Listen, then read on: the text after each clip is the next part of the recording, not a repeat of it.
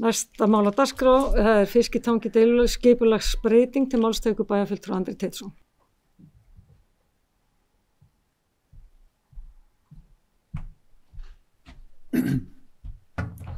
Forseti, ágætu bæjarfulltrúar, þetta er liður 8 í fundargerð skipulagsráðs dagsettur 9. apríl 2025.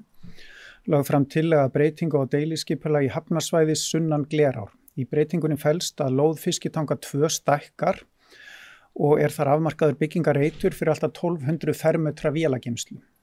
Þá breytist afmörkun lóðarinnar Fiskitangi 4 auk þess sem hætt er við breytingar á Hjalteyrargötu.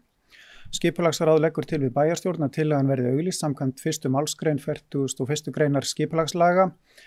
Er skipulagsfulltrúa falið að óska eftir umsögn umhverfis- og mannvirkjaráðs, Norðurorku vegagerðarinnar og lóðar hafa Fiskitanga 2 og 4. Og til glöggvunar þá er á Fiskitanga 2 skrifstofu bygging hafna samlagsins og á Fiskitanga 4 er það sem við kallum allavega í gamlu daglegu tali UA eða útgerðarfélag Akureyringa.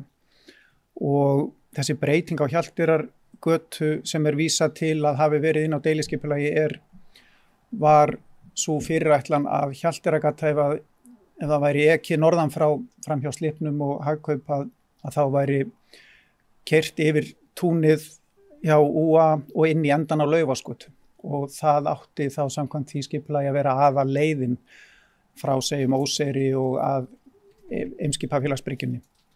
En það er þá verið að falla endanlega frá þeim áformum. Þannig Hjalteyrargata verði, eins og hún liggur í dag, verði megin ökuleiðin þarna á þeim slóðum. Takk fyrir.